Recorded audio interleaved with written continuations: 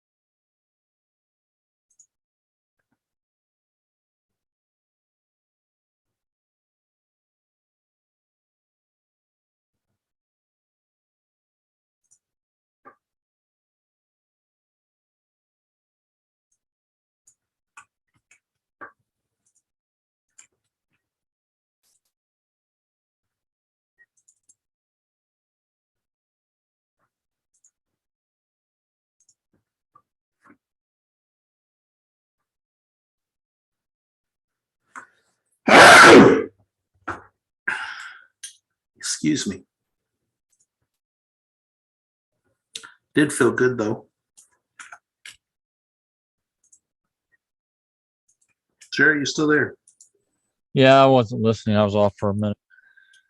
Yeah.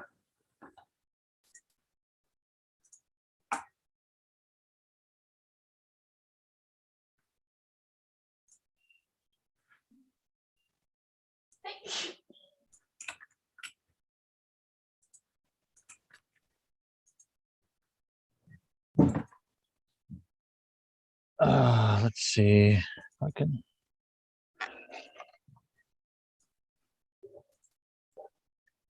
Pekka says, howdy, everybody. Still cloudy and rainy in Stockholm.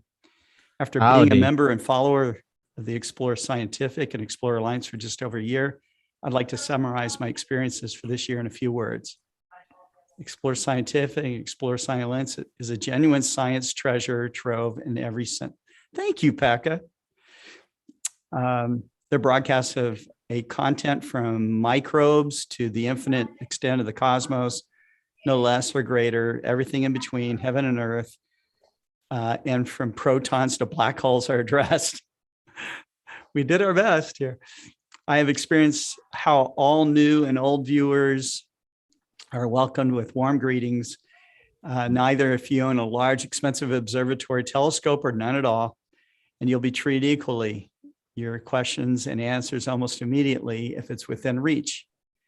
If the Explore Scientific and Explore Alliance broadcasts are your broadcast your ethnicity, let's see. In the Explore Scientific and Explore Alliance broadcast, your ethnicity, language, age, gender does not matter. That's true. You can feel you always are mostly welcomed, as I have been.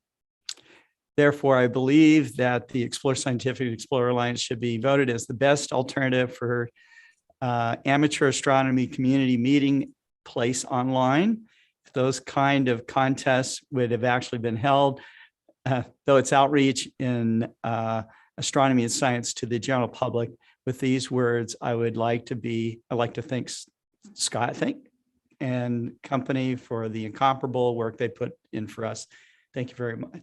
Pekka, thank you so much. It's very kind, very kind. It was a great segue into the launch of the show. Yeah.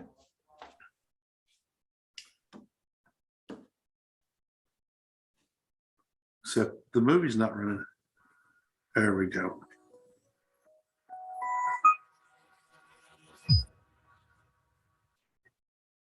3, 2, 1, fire.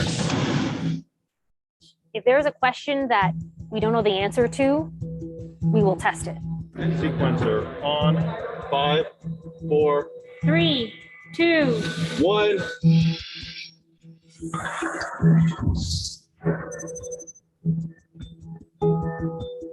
Now that the Perseverance rover has started to collect the first samples, that has kicked off the Mars Sample Return mission. The goal of Mars Sample Return is to pick up those samples from Mars and bring them back to Earth. This mission has many crucial components involving many NASA centers as well as international partners. The tests we're running right now are just the first step in making this mission possible. What this testbed is working to achieve is early prototype drop tests for the sample retrieval lander that's going to go pick up the rock samples on Mars. 3, 2, 1. After we've landed on Mars, the samples have been transferred into the Mars Ascent System. We take the rocket and we actually throw it up in the air before we light it off. It's an ambitious effort because we've never done this before. Sequencer armed. 3, 2, 1, fire. This test that we just did goes a long way to showing that it's possible. That this is the correct path to go down to have a successful launch on Mars. Once the samples have left the surface of Mars, they will be captured by the Earth Return Orbiter, where they will be safely contained so they can be brought back to Earth. This particular tower is designed to test out one of the last elements of Mars Sample Return, this impact landing on Earth. 3, 2, 1. We get to demonstrate how strong these hardware elements are to prove that these samples can be brought back safely, that we design a system that can stay contained and keep these Mars materials separate from the Earth's biosphere. We're still in the development phase right now, and so we're still using these tests as a learning mechanism. We need to know the information to make sure that we can make a mission on another planet work. In order to accomplish goals such as bringing samples back from Mars, you have to sometimes dare mighty things.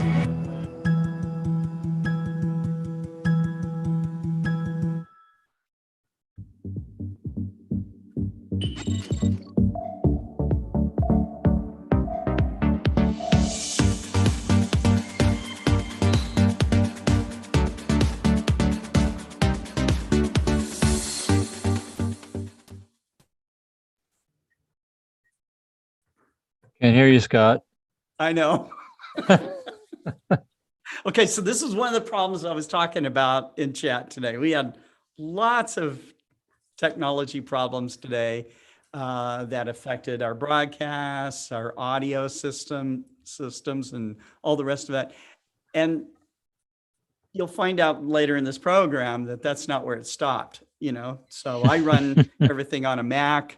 And I think that that Apple's new operating system, although it might have fixed many things, kind of goofed us up today. So Jerry will be going in depth on that. But anyhow,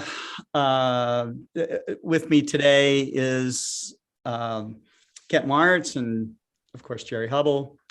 And Jerry solved a problem today, which is pretty cool. And that is how to display, video coming across on a tablet, which means that we can show high quality views of our applications that's on the tablet. So Yeah, let me give a sneak peek of that real quick. Well, Jerry didn't solve the problem. I found a just solution. He found a solution. There you go. what's the difference? That's what it Well- looks like right there. So Okay, so that's his that's a- tablet. that's a sneak peek. Okay, all right. So, but let's recognize who's on with us again. Pekka, thank you so much for such a wonderful commentary there. We're so happy that you're enjoying our programming, and we're going to keep that going through 2022. Of course, there might be some weird interruptions in programming because we're actually going to go to some live events if that's at all possible. But we plan to also broadcast from those events, so that might add a new dimension to some things. We have Martin Eastburn on with us, James Astro, Harold Locke, Book Davies, and who else? Of course, Becca. And that's all that's chatting right now. But I know that there was other people in the background watching. So anyways, hello to everybody, and thanks for tuning in. And Kent, do you have anything that you wanted to add to our program today? I look forward to seeing the little gems that Jerry's going to show everybody. We've been playing with it a little bit. Okay. And, it's I won't steal his thunder, but there'll be a good first peek, really first peek at how ExploreStar 2 is going to look and function a little bit. So, Yep. So it's busy. It's all yours, Jerry. It's busy, by the way, Scott. I don't know if you've noticed or not, but there's plenty going on at Explore Plenty Scientific. going on. Plenty. That's There's right. a lot of balls in the air, so to speak. That's right. A lot of boxes going out the back door, filling up a UPS trailer and a FedEx trailer effectively. Yeah, every day. we have FedEx and UPS trailers that they're just feeders. So we're just loading them up and they're driving them away. So Yep. So I just there's a couple things. So we found, if you've been on the forum, Wes posted a message last night. Me and him were troubleshooting an issue that a user, I'm sorry, I can't remember his name, discovered about Apple iPad OS version 15.1, and it extends to 15.2, and that the ExploreStars, the standard ExploreStars, doesn't work very well. It's got issues. And so Wes and I worked on it for a few hours in the evening last night. We asked for 3 or 4 hours looking at it and figuring out what the extent of the problem is. And we discovered that it's basically the G11 and the Exos 2 large models of the PMC8 with a large box that has the RN131 Wi-Fi module. All the iXOS 100s that have been delivered have the ESP module, the 8266 Wi-Fi module, and those aren't affected. So it's only the Exos 2 and G11s that come with the big silver box that's affected. And so this issue, we also verified that it doesn't happen with the iPad OS versions 14.7 and 13.1. They work fine. So that's the extent of the problem. And the problem manifests by acting like it'll connect up and you'll start seeing data coming across from the PMC8 to the ExploreStars app. And then it'll just stop and it won't slew, it'll lose connection. It'll act similar to when you have a Wi-Fi issue with the channel.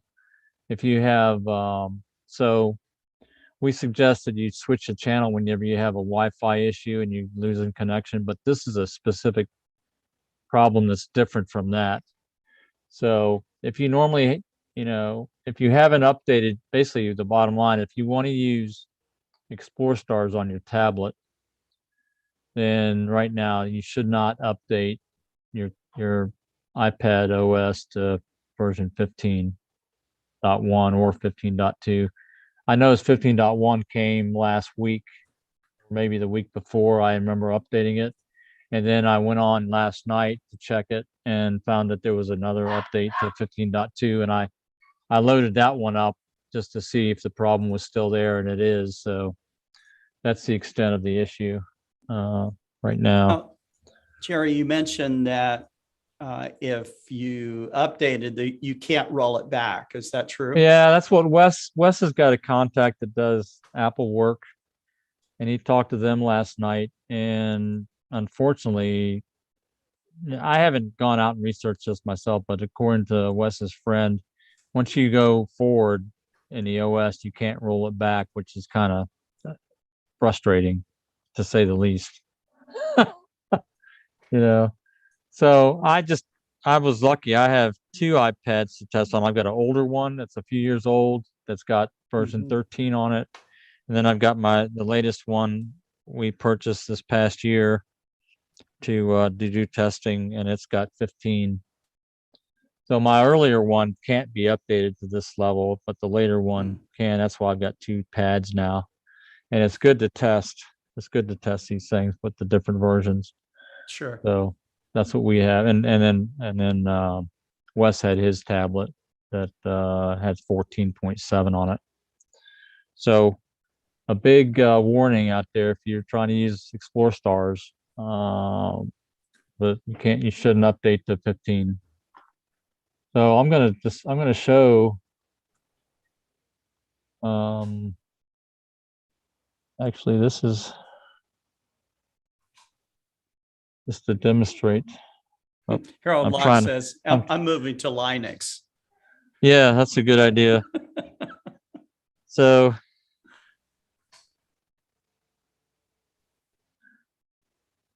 can you see that? You see how nice the display is? Yeah, we've never really been able to display ExploreStars like this before. No, So Yeah, when we started doing these shows, we had a camera rigged up looking straight down on the iPad. You can see my hands in there in the way. Yeah, it was crazy. Right. Technology. Yeah. It's a thing.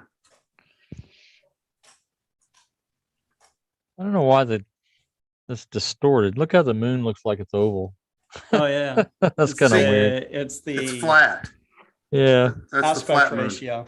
It's That's been the flat moon. Yes. Oh, the flat moon. There you go. That's the flat moon. It's So the this aspect ratio as you change screens. So I just want to, I'm checking something here on my connection. No, it's still on there.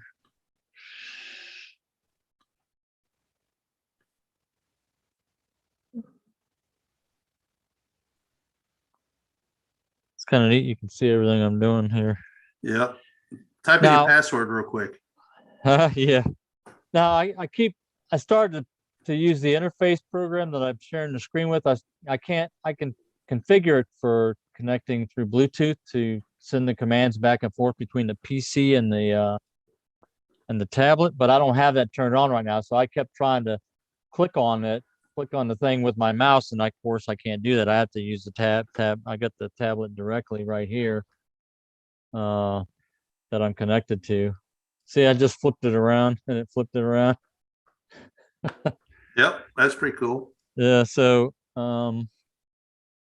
that's I just want to. So one of the things we need to do is to show, the whole setup of ExploreStars again, and right, how to use the alignment menus and every menu that's on it. Well, download it clean and start from the very beginning. Yeah. Right. So that we can do that again and record it and have a clean version of that on the displays and everything. So I wanted to talk about that issue that we had with the iPad OS version 15. And then I also want to, Kent already mentioned it. I'm going to show you what ExploreStars 2 looks like. Cool. That's the main startup screen, and you can see it's a little bit different. And this is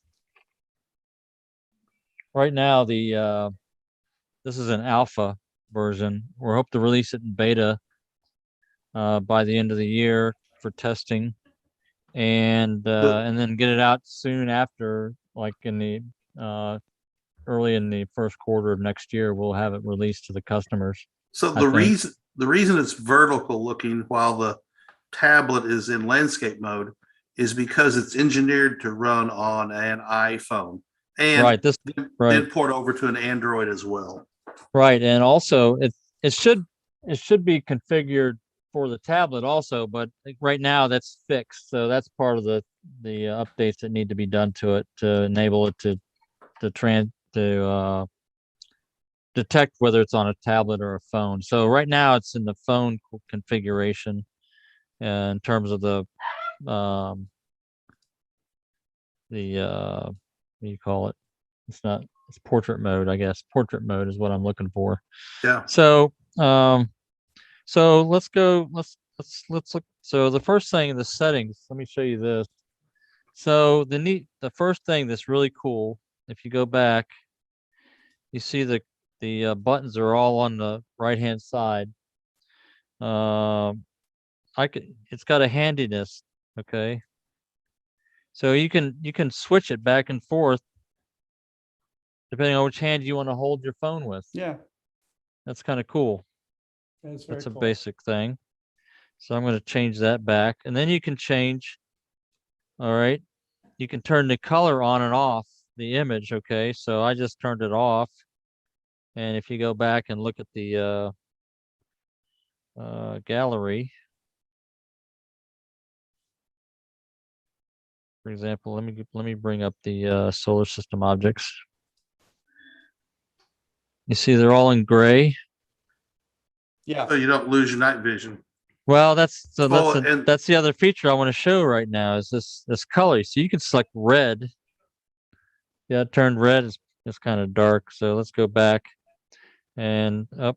Let me go back to the gallery. You see how all the planets are red. Everything's Hey, red on the hey, screen. yeah. Jerry, Of go course, back. in a dark situation, you're going to be able to read that no problem. Hey, Jerry, go back to the home screen real quick. I think that PMC. Yeah, the logos need to be adjusted. I think that's something that our developer Okay. Yep. That's working on the on. list. Yeah. Okay. So let me go back and you can change green. You can do green, red, blue. That's what green looks like. It's kind of cool. And then that's also the same. Let's see. I'm trying to figure out reset. Let's go to the NGC object or the Messier objects. And talk about the visible button real quick, Jerry. I just spotted that. Okay, so that's a there's cool two little thing. buttons. There's two buttons, right? So one that says visible, one says magnitude. So visible,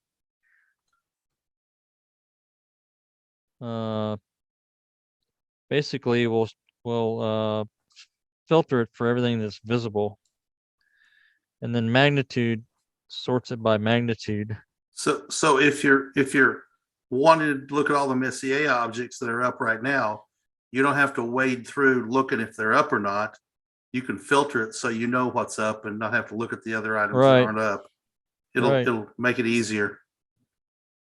Right. So let me see what. So I've got that.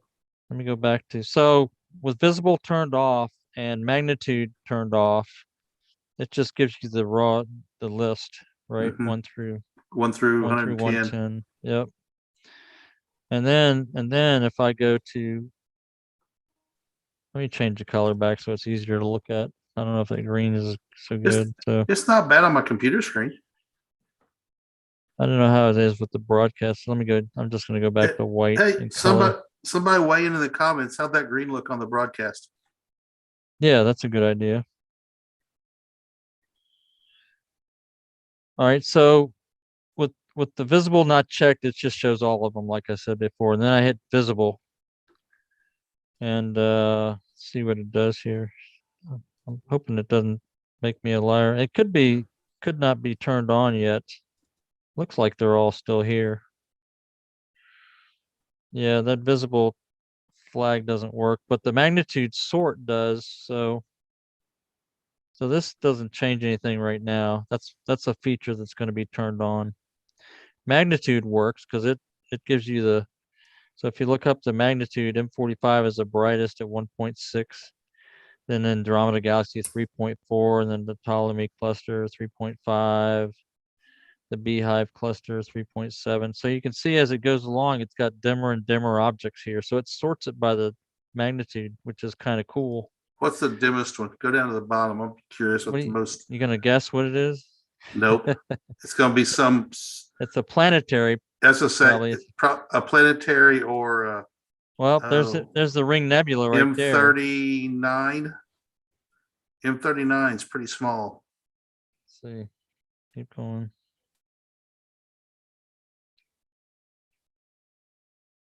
M89, 11 and a half. M89. Mm-hmm. What did you pick? M39? M39. I think it's 39. All right, let me go. I'm gonna just go to 39 and see what the value is, just to cheat a little bit. It's 5.5. Yeah, okay. I wasn't even close. No. It's just really nondescript. I mean, that's why I was. Yeah, it is. It's kind of hard to. I can see it right there, but yes. There's just not much to it. Yeah. So that's what you get, and then of course you got the NGC objects. Now the pictures. It's interesting. We got all the M Messier objects have NGC numbers, so that's what we're seeing here. But I'm curious to see what it looks like when it runs out of. I guess it still has. I wonder if he downloaded a bunch of pictures and stuff. Because what the heck was that? Your dog barking? Up, ExploreStars 2 crashed. You want to share it with the developer? Yes. So you get some inside. On how the feedback situation goes. Yep, on how the feedback thing works. So, all right, crashed. Whoops, crashed. Poison ivy. Yeah, crashed. Wow. While you're doing that, Jim Norwood says, looks okay here.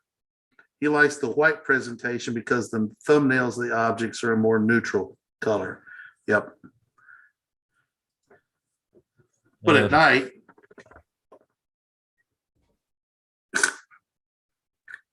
Yep. new fingers, Jerry. Yeah.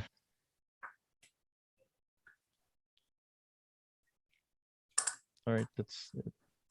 All right, so let me start it up again. It says, Jerry, you typed crash while scrolling through nice objects. Oh, I thought it said it must have corrected me. It did, and then it corrected you. Yeah. Yeah, oh well. Oh, that's funny. Nice. They were nice objects, but they were NGC objects.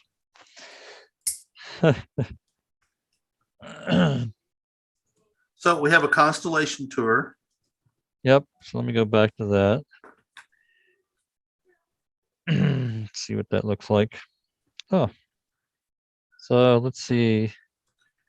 What constellation do we want to take? Auriga. Auriga's rising in the evenings. Yep, okay. Auriga. Ah, there you go. So That's M36, nice. 37, 38, those are all really nice Messier objects.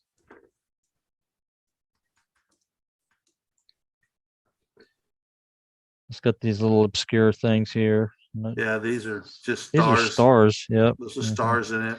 So this is another feature to look at on the display for the star information. It's got live updates for the altitude and azimuth. So it shows, and it tells you the rise time. It also gives you the transit time. Yep, transit, rise, and set. So that's excellent. That's a new feature.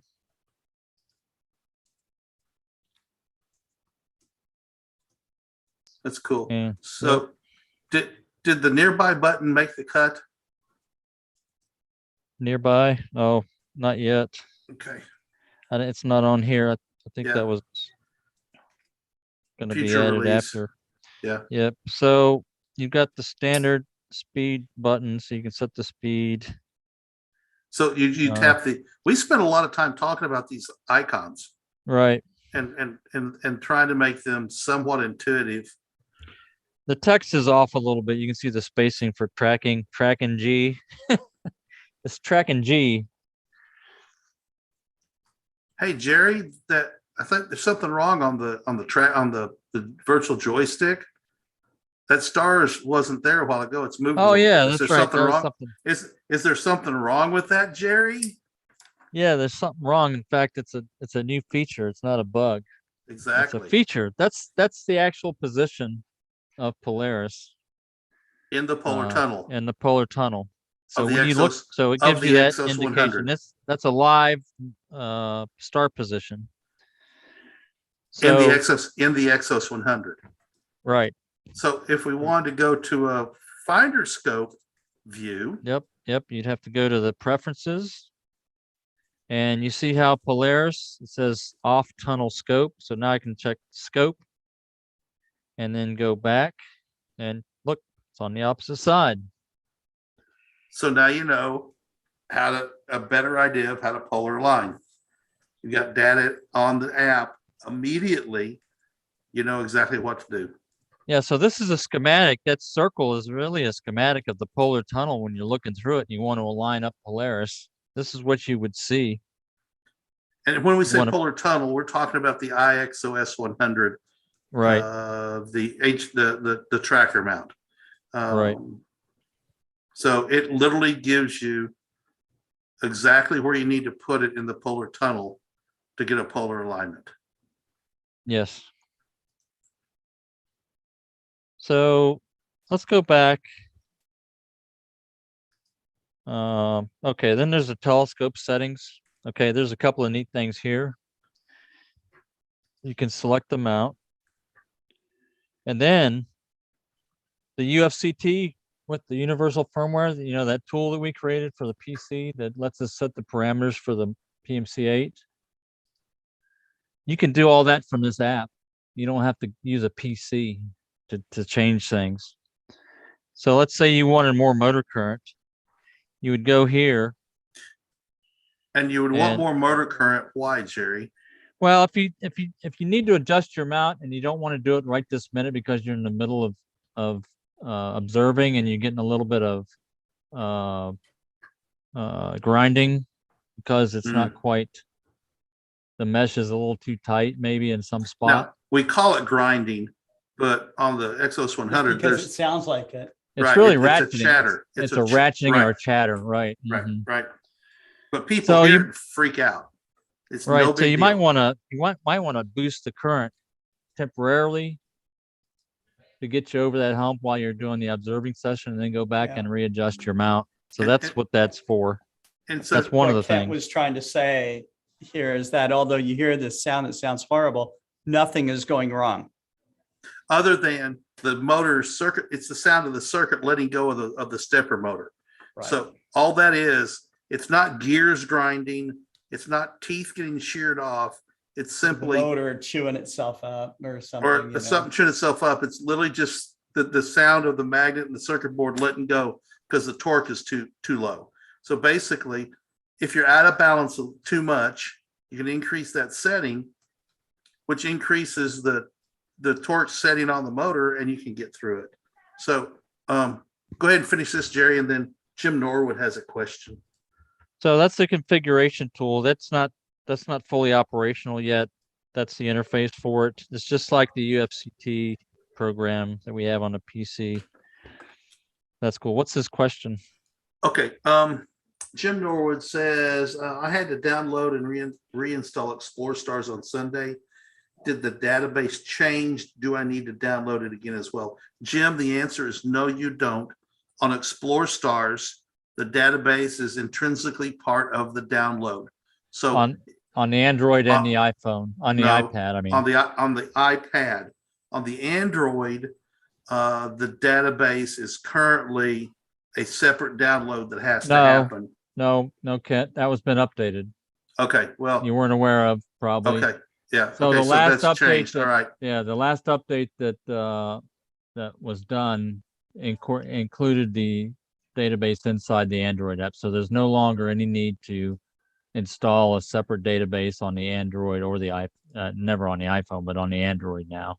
So the app, you download the app and it runs up. My Android is fried. It won't charge up. I need to take it to one of these fix-it stores and see if they can put in a new charging port so I can get it charging, because the little finger down there in there is bent. So I haven't been using that one in a while. So this is where you do this 2 and 3 star alignment on the settings, and then you can also load your GPS coordinates, which I just did. And So then, you just click load and it pulls it off the tab. Yep, it pulled it tablet, up. right? Right, exactly. And then you can enter an RA or DEC. You can see here that you can enter hours, minutes, and seconds. And why would you do that, Jerry? You know where something is in RA and DAC, and so you just want to slew to it correctly. Right. Mm-hmm. Correct. Yeah. Yep. We also need to show how to establish a perfect parallel 90-degree home position at some point using the RA and DEC, Jerry. That'd be a good video. Yeah. Yeah. Yep. And then you can reset your alignment. If you've done alignment, you want to reset the alignment data, you can just hit the reset button there. And I think there's probably going to be an update here so you can display the alignment data probably. That's not on here right now. Well, and that alignment data shows what, Jerry? Those are the parameters. It's not that interesting other than to generally understand what the numbers mean. And I can go over that on the other app. I can show you what that looks like on the current app that we have. Basically, it's there's when you convert between the mount, when you do an alignment with the mount, you're basically converting between the mount where the mount thinks it's at and where the sky is at. Okay, so there's a difference. If you don't have a perfect polar alignment, if you just plop it down, there's going to be a difference to where the mount thinks it's going and where it's actually going. So that's so what those parameters do, the alignment data is to transform between where the telescope thinks it's going and where it's actually going, or where it's actually going to where it thinks it's going, so that you align it to the sky. Basically, that's what the alignment's for. So it's a function to measure how far off your polar alignment is, and then correct for it in your slews. Well, it doesn't know how much your polar alignment is off. Okay, all it knows is that it's off, and this is the amount. This is the transform to go from one to the other, basically from the sky coordinates to the telescope coordinates when it's calculating the motor position. You can use these numbers to figure out how far off the pole you are. That's a feature that will probably come in the future. There's a way to do that calculation, but it's basically think of it as a mount model. To correct the pointing of the mount is what it is, basically, with the 3-star or 2-star alignment. And so if you want to clear the alignment and redo your alignment, then you can do that with the reset button there. Let's see what else. I'm going to go to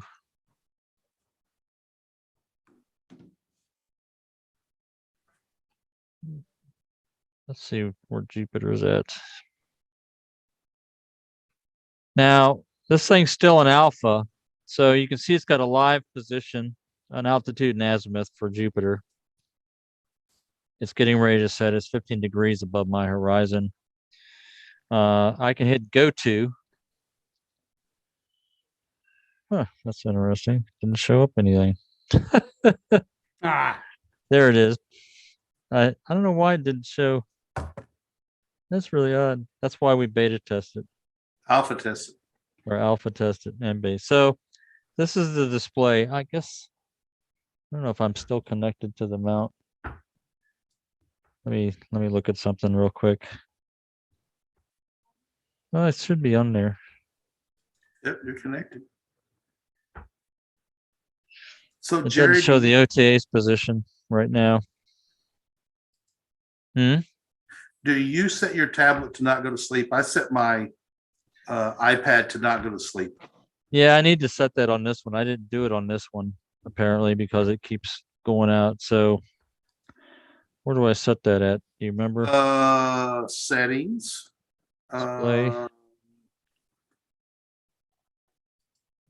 Auto lock, 2 minutes. Auto lock. There you go. Is that it? Yep, that's it. Never. Now, the last time, never. Now, here's the problem with that. If you use your iPad for other things, you must remember to manually close it when you're done with it, because otherwise it'll sit there running until it dies. Oh yeah. Mm-hmm. The other thing is, if you're on an Android or a Windows machine, you cannot set that. I think the Android goes 20 minutes. I can't remember what it is on the Windows, but on the Android tablets, every tablet I've seen it help somebody with, the longest it would go is 20 minutes. And so you have to keep tapping it, the screen, just to make it stay awake. All right, so there's a couple other features here. So one is you can set the speed, and the other one is, so you don't see any buttons right here, right? But you see these. Where, Jerry? What's that? You said you don't see any buttons. What are you talking about? I'm talking about on the star there, on the compass rose. You've got the stop sloop in the middle. It's a button, and each of the things on the compass rose is a button. Okay, so you can't see me pressing it, but if you press on each of the cardinal positions on the button, that's a button to go east, west, north, south. And on the smaller ones, northeast, southeast, northwest. I don't know that the smaller ones are buttons. Actually, it's Right. just the bigger ones, I think. Right. But you also have the joystick. This is the joystick right here, but you have to select the D-pad. That's what so see how it's going D-pad and joystick? Mm-hmm. The joystick icon is, yep. So see how it's like the normal one? So now you're dragging that. I'm Right? dragging it with my finger. I've heard that called the fireball, for lack Yeah, of a so better it's term. dragging, The so it's moving fireball? it back and Yeah. It was just a red circle on the first version of ExploreStars. Now it's the ES logo. yeah, so that's when you have it selected the joystick, it'll do that. If it's D-pad, then it's the compass rose. And how are you switching that? Just what are you This doing to D-pad, switch? see this button that says D-pad and joystick? You're just tapping it. I'm just tapping it. Just like any of these icons, you tap it, Yeah, it's just a toggle switch. right? So Jim says, or did you already read this, Kent? Jim already His question, yes. said, thanks, the new firmware and the IXS 100 and the new installation of Android seem to be working great in my bedroom. Now on to the great outdoors. Oh, good. So, Becca says green colors, the color our eyes detect best and we see best, and is the most harmonic, as well as it stimulates the nature's colors. It simulates nature's colors. You know, that's there's good. a lot of new technology, new innovations built in. ExploreStars is not just ExploreStars 2 is not going to be just an incremental increase with minor updates. It's a whole new platform. Yeah, it's a fundamental change. And Right. it's been reimagined to incorporate a whole lot more technology and to be more uniform across platforms. Yeah, it's gonna, right, exactly. So Jerry, is it going to be iPad or Mac OS rollout first, followed by Android, followed by Windows, or how is that? Yeah, so right, so the code set is common between the iPad, iPhone and Android phone and pad. That's all a common code set. So then the Android's going to come after we release the iPhone version. So it'll follow pretty quickly, probably in a month after that or so. There's a minor amount of conversion or specific code for the Android compared to the iPad or the iPhone. So there's some of that, but it'll be coming out soon after. The Windows version is kind of an orphan right now. It works the way it is, but the problem is the Windows code, the code development for the iPhone and Android are a totally different platform from the original development that was done on Windows. So the first time around, we went from Windows to iPad to Android, right? That's the way we went from the Windows side over to the other platforms. We're going the opposite direction. But on the Windows, when we did the initial development under Windows, there was some conversion where we could convert it to the iPad and the Android tablet. So we had a path to create all three of the apps that we have today. We don't have a way back with the new development platform. So this was developed native on the Apple platform. All right, and then converted to Android is what we're going to be doing there. But there's no easy way to convert that to Windows. So more than likely, our future plans are to become platform independent. Platform agnostic. Yeah, agnostic. So that when we become that, then you'll have a whole nother way of interacting with the mount system on all three on any platform, basically. I don't think we're going to spend any time and effort to do a Windows update, although this is an OpenGOTO Community project, this new ExploreStars 2. So the source code will be released. And if anybody's out there that wants to use that source code to create a new Windows application, they're welcome to do that. Or whatever else they can, or whatever else. Whatever right. else they want to do to it. Right, exactly. We know that Windows, ExploreStars Windows, is a very small number of users effectively, right, Jerry? Yeah, it's kind of everybody wanted to get away from the Windows platform and tablet to go to, because Android and iPad are much more popular than a Windows tablet or Windows Surface tablet. So, and Android tablets are pretty inexpensive. The one I'm using was $80. And it's a Galaxy Tab A. It was used. Yeah. And the thing is that the OS is open source, on Android.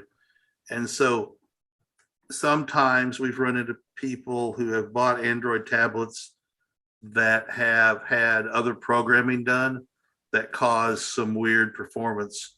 It generally was in trying to get the app to talk to the database and security settings and other places. And what was the other one? There was another one caused a weird function. I can't remember what, but we haven't run into that one in a while. So I think it probably is cycled out. right. Pekka has a question. He says, actually, I have a question about PMC8, even though I don't have one yet. Does it support gamepad for slewing? Yes, there's a way to use under ASCOM. There's a program called ASCOM Pad, which is freely available. It's developed as part of as an independent application that connects to any ASCOM mount system that has an ASCOM driver. There's a bit of programming, and you got to code. There's a little bit of configuration, and then but we have lots of customers, or I would say several. I haven't talked to everybody, but I know this was early on in the. We had people doing it a release. long time ago. Yeah, 3 or 4 years ago, people have been using ASCOM Pad to set up a game controller to use it. And actually, I used it back in 2010, 2011 timeframe when I had a Skywatcher EQ6 mount. I'd use the game controller on it, so it's available and can be used with the PMC8 system.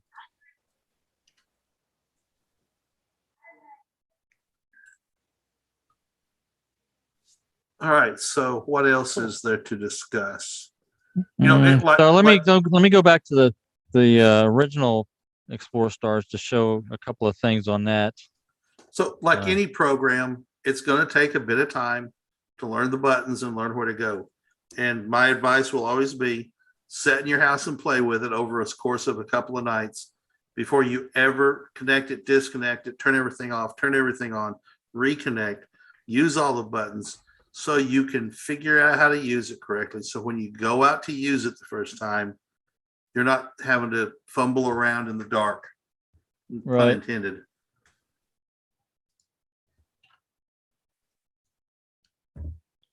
So I just restarted the PMC8. So did you power down And- or power up? Yeah, I powered it down and powered it back up, and I want to see how it does the network connection, see if it comes back.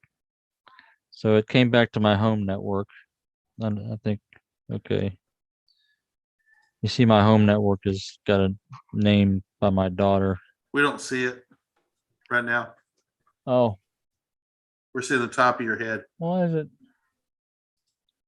Screen sharing is stopped. The shared wearing is closed. Huh? It stopped sharing for some reason. Let me get that started again.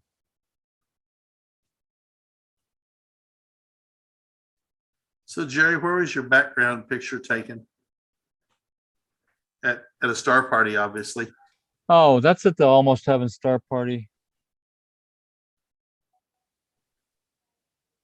Oh, back.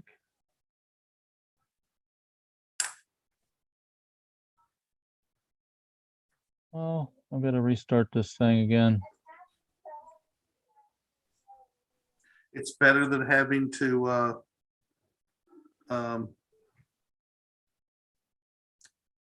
point a camera down at the screen. Yep. So We've come on. a long way in the last year and a half on broadcasting. I think so. I felt like we went to square one today. Yes. Oh my God. It took me all day today to get audio working. Whoops, I don't want that. All right, so let me. So Scott, what's the Global Star Party about tonight? Global Star Party is about the human desire to explore. Who are some of your guests coming on while Jerry's getting configured? We can promo that a That's little Good bit. question. We have David Levy, of course, Kareem Jaffer, Gary Palmer from England, or Wales, actually. Nathan Messelman. Now, Nathan has this, the guy should be a professional comedian, okay, because he's got a parody video that he's made, which I think you're going to really enjoy. Parody of what, Navin Scott? Nagapan's going to be on. Jerry Hubbell, Myron. Did Myron I gotta call him. confirm?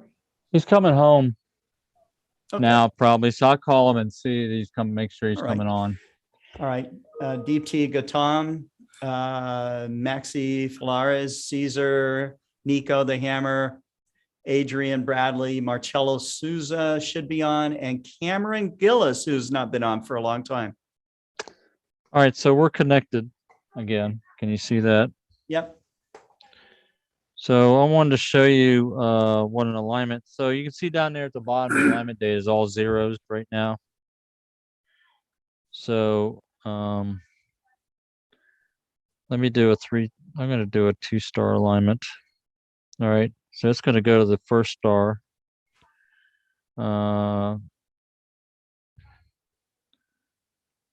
So now you have auto slew on, correct? Yeah, because So- it started so the moving. mount- So you can see yeah. there, it started moving. The coordinates are changing here. So the mount is slewing to where the motor micro step counts say that this star in Draco is Yeah, located. so now you can see the OTA data, which is the real-time pointing data. It matches the target right now. So I'm going to move it off a little bit. Are you going to use your left, right, up, down buttons? Yeah, I'm going to use the left, right, up, down to move it off just a little bit. Okay, so how'd you change that speed, Jerry? So I just hit the hit a button, the number The 5 button? on the number pad. Yeah, I just hit the 5. So I'm going to hit 6, 5, 4. See the change in the number right here? So it starts at a 0, and people have called in and gone, the mount doesn't do anything when I press the left, right, up, down buttons. So And that's- 0 is actually sidereal rate. Right.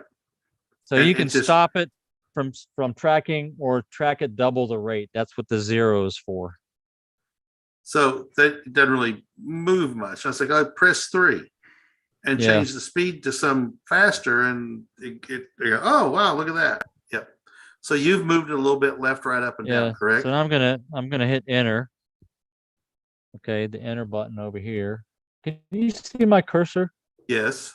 Okay, I didn't know if you could It's see that or late. not. It's laggy, but it's there. Yeah. So I'm gonna hit enter, and now it's gonna go to the next star. Okay, you don't like this one. You got a tree in your way, Jerry. Can't What's that? see. We can't see this one, Jerry. There's a tree in the way Oh yeah, right. because it's low on the horizon. We can't see it. So Yeah. what are you Mhm. going to do? What will we do? Well, so it's already started slewing off. So I'm gonna hit next.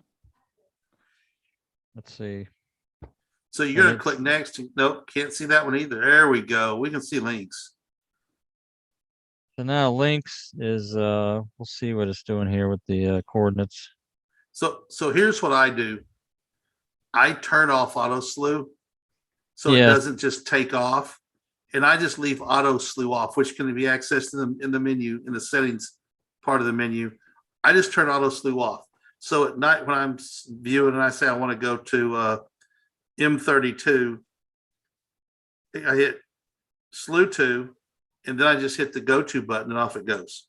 So Right. I just sort of do that so it won't just take off on its own. Exactly. I don't know why this thing is being so slow. Performance anxiety. Yeah.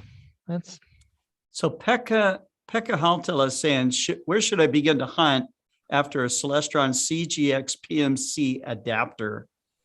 Is it the same company who did that for Celestron CGM mount? what's that?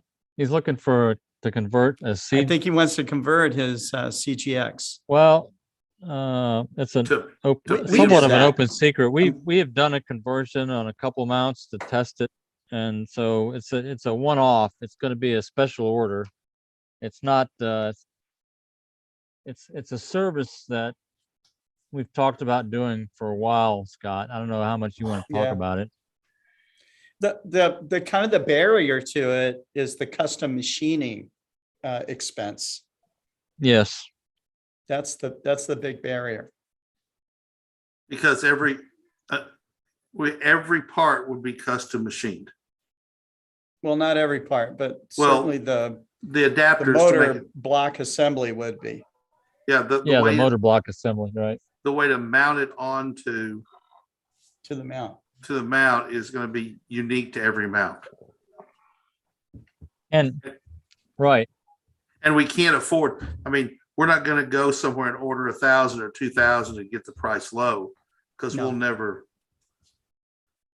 No, so it's a custom. Yeah. It's a custom build, basically, is what it is.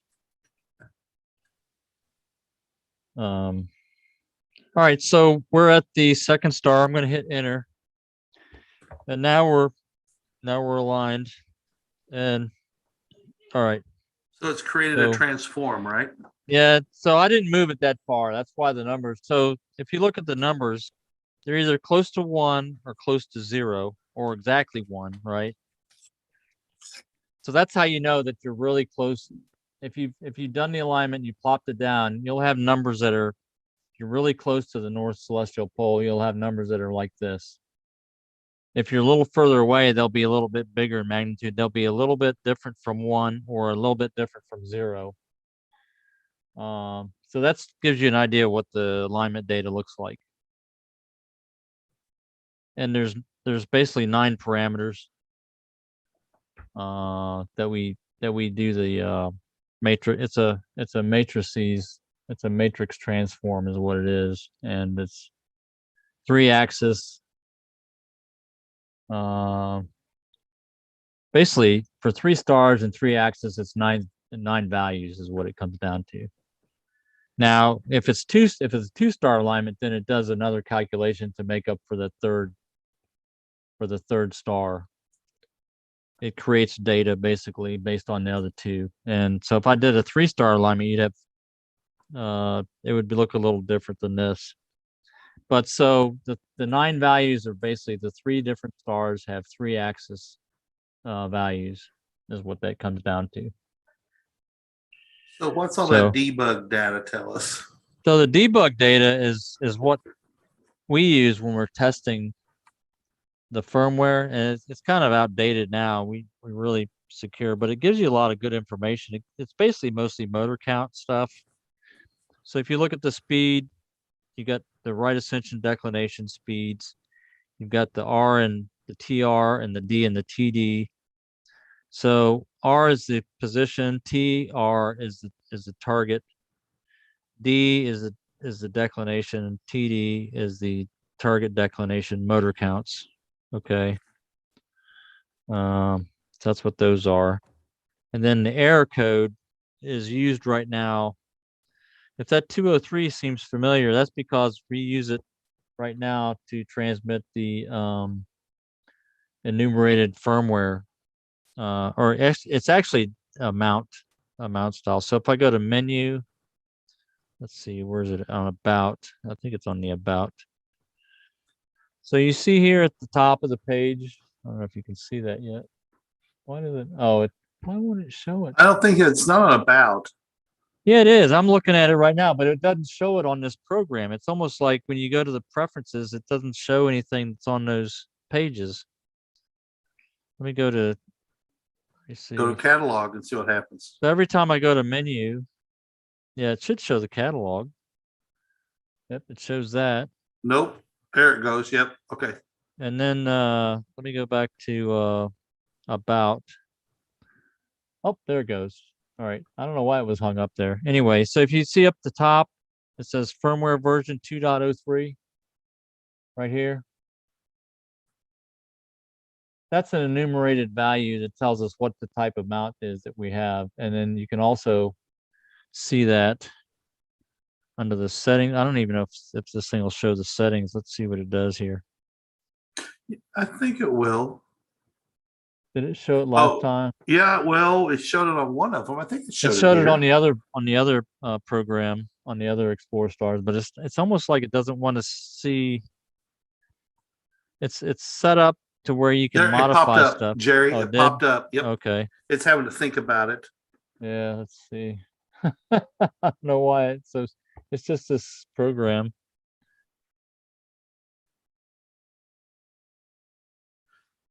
Maybe All it'll right. only pop up when you click off of it because it Maybe. popped up just for literally. Oh, there it there is. goes. Okay, good. All right. So up So- here it says mount type Exos2, and then you can see firmware, ignoring firmware, or I can set using firmware. All right, so when it says using firmware, it'll read the PMC8 mount and say, okay, what type am I? What kind of mount am I? So you get the see down at the bottom, you got the different selections. We should put more things there just to cause us more grief.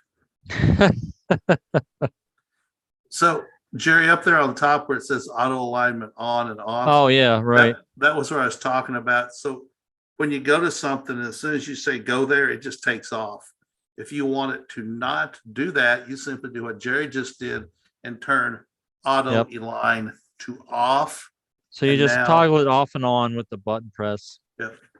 So Jerry, punch your low GPS coordinates, see what happens. Because you've only got manual. Oh yeah, I just got manually entered, right? So let me hit it. You see that it popped There them we up? go. Yep, just like that. So how accurate do you have to be, Jerry? You'd only put it into 1 digit or 1 decimal. If you really want to get the timing right, you got to get the clock within 1 second, 1 to And 2 that- seconds, and then the coordinates are, pretty within 3 decimal places of your for the 3 or 4 decimal places on the So- GPS coordinates. So how do you, now that is that in DMS or is that in GPS? No, it's in degrees and decimal degrees. So I'm going to go to a program on my iPhone called Nav Clock, and it's What does it say we are? So we're Gentlemen, I hate to bust this up, but we will Yeah, we're have getting people, long in the tooth. We're getting All long in the yeah, tooth. we have people logging in about 7 minutes for a Okay. Global Star Well, Party. well. This has been fun. I haven't been on in a while. It's been fun talking to Jerry. Yeah.